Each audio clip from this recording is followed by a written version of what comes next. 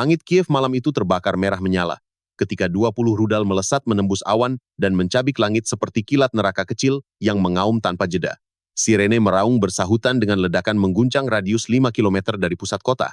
Di tengah kobaran api, Zelensky menunduk. Dalam ruang tertutup berpendingin baja, Donald Trump menatap lurus ke arah Volodymyr Zelensky. Ia berbicara tanpa jeda, mengajukan ultimatum yang menusuk martabat seorang presiden. Terimalah syarat damai versi Moskow, atau bersiaplah menghadapi kehancuran total. Di Kremlin, Vladimir Putin hanya diam, tangannya terlipat, seolah setiap detik diamnya adalah peluru tak terdengar. Dari pangkalan di Bryansk, 6 rudal hipersonik Iskander meluncur menembus langit timur, memecah keheningan dengan ledakan yang menerangi cakrawala seperti guratan api purba. 3 instalasi energi, 2 jalur komunikasi, dan 1 depot bahan bakar hancur dalam waktu kurang dari 10 menit. Dunia terdiam, memahami bahwa peperangan kini tak lagi soal kemenangan, tapi tentang siapa yang berani tunduk lebih dulu. Zelensky menunduk bukan karena lelah, melainkan karena ia tahu satu kalimat bisa lebih mematikan dari 1000 rudal. Di medan diplomasi, senjata bukan lagi baja dan mesiu, melainkan tekanan dan rasa takut yang diukir dengan kata. Dunia menyaksikan, dan sejarah berbisik lirih, kekuatan sejati selalu lahir dari keheningan sebelum badai. Serangan paling masif sejak musim panas 2025 mengguncang jalur Zaporizhia, ketika 7 rudal presisi Rusia menghantam konvoi 6 truk bertanda PBB di tengah malam. Moskow menuduh Ukraina menyembunyikan senjata barat di balik bantuan kemanusiaan, sementara Kiev menuding Rusia menyerang misi damai secara sengaja. Dunia terbelah, media berdebat, puing dan api menutupi bukti. Di lokasi, 20 relawan terluka, dan 3 diantaranya Tietmang, menjadi saksi bisu dari perang yang menelan kebenaran.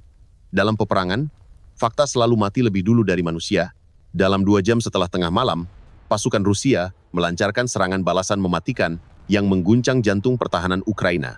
2 rudal balistik Iskander ditembakkan dari Rostov, menghantam sistem Patriot di Pavlograd, menghancurkan radar pengendali tembakan aktif selama berbulan lamanya.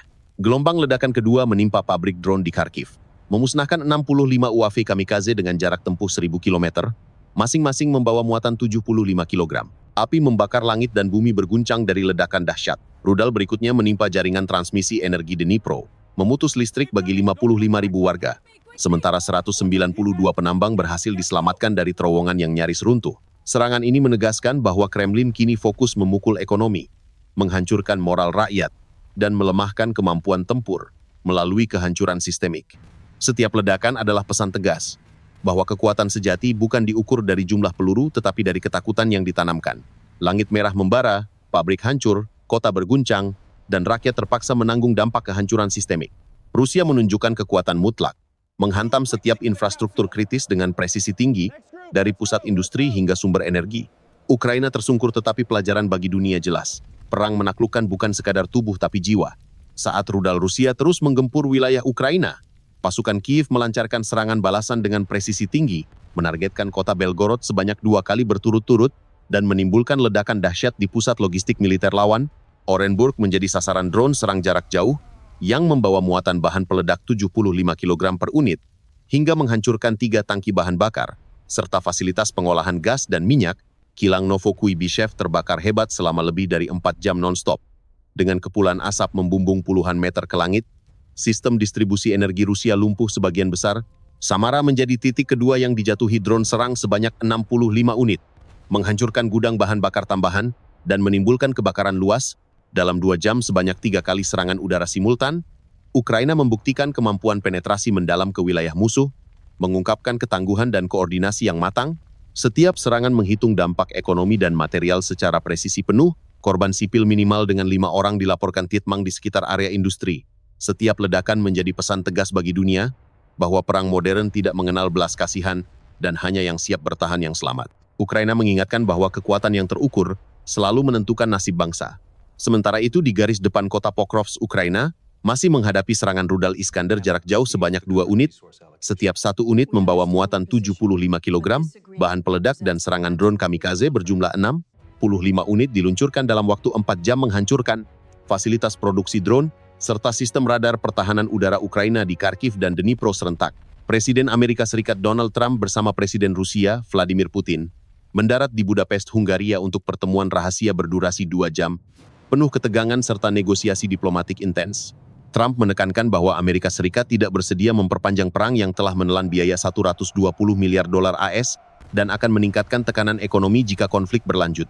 Zelensky secara resmi menyatakan kesediaan berpartisipasi dalam format bilateral, trilateral maupun multilateral demi menghentikan pertempuran dan menegakkan perdamaian yang adil abadi, serta menyelamatkan jutaan warga sipil. Sementara itu, Kremlin melalui ajudan Yuri Usakov menegaskan bahwa Rusia mempertahankan kekuatan militernya mencakup 1.000 unit rudal Tomahawk dan 100 unit drone jarak jauh sebagai ancaman nyata jika negosiasi gagal. Hungary dipilih sebagai lokasi, karena netralitasnya mendukung proses diplomasi tanpa risiko.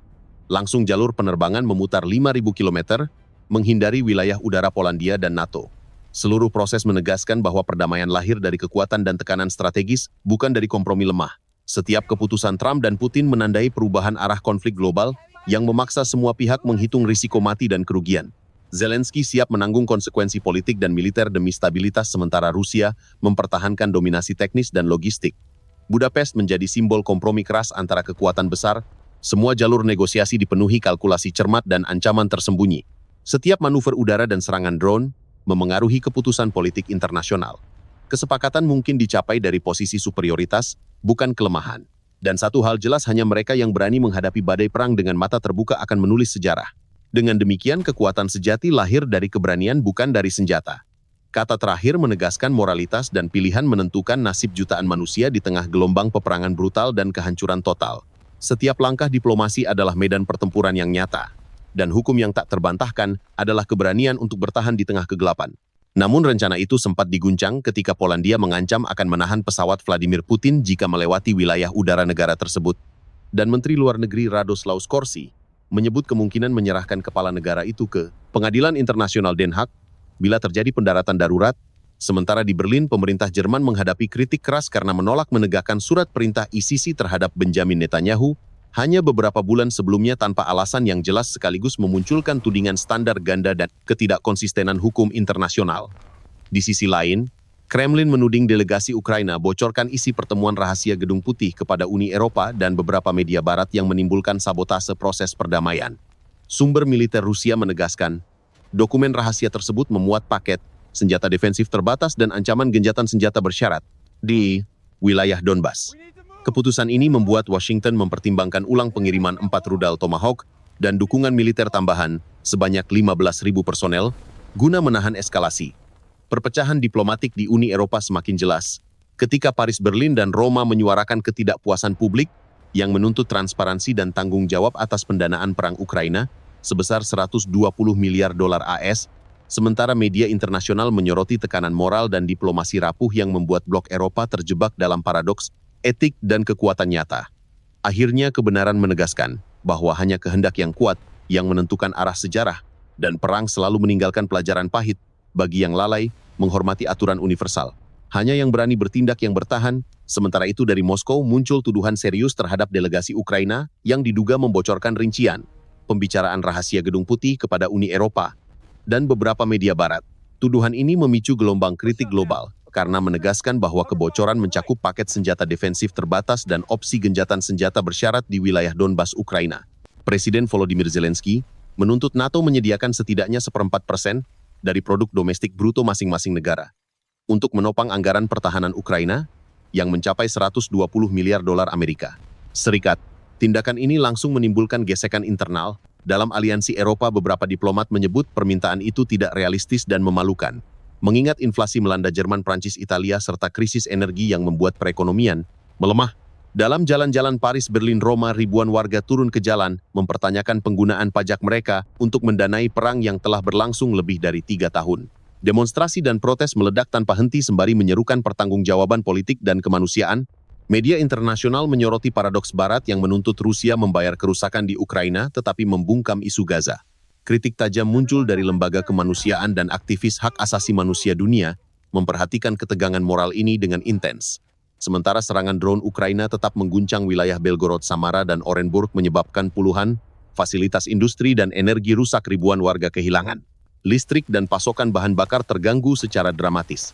NATO berada di persimpangan antara kewajiban bantuan militer dan risiko eskalasi konflik Rusia, sementara Zelensky menekan batas kesabaran publik Eropa Dengan krisis energi, inflasi tinggi, dan kerusakan infrastruktur perang ini, memunculkan pertanyaan besar, kapan rakyat akan bebas dari penderitaan dan pajak untuk membiayai peperangan? Abad 21 menuntut keputusan tegas dan keadilan universal, karena konflik yang dibiayai dari keringat rakyat tidak pernah meninggalkan pemenang sejati, dan hanya menebar kehancuran moral dan sosial dunia. Belum ada penyelesaian nyata, tetapi satu hal jelas, perdamaian sejati hanya akan lahir ketika manusia belajar menghargai nyawa dan mengutamakan kehormatan di atas kepentingan politik. Dan sampai saat itu tiba, perang tetap menjadi cermin kebobrokan moral peradaban modern yang menakutkan namun penuh pelajaran bagi setiap bangsa. Di dunia yang terus terpecah, satu prinsip tetap berlaku: keadilan harus ditegakkan tanpa kompromi dan kepalsuan moral tidak bisa diterima. Perang meninggalkan pelajaran keras bagi generasi yang ingin membangun perdamaian sejati. Hanya keberanian yang menentukan.